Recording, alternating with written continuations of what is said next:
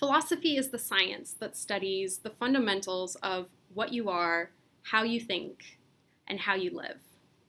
And the kind of funny thing about philosophy is you have one, whether you want to or not, whether you choose to or not, and whether you even believe you do or not.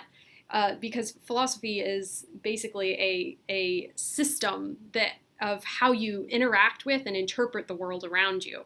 And so the question really is, what do you want your philosophy to be based on? Do you want it to be based in the whims of your heart, on faith and mysticism? Do you want it to be just left to chance to develop? Or do you want it to be based in reason and have a foundation in logic and reason?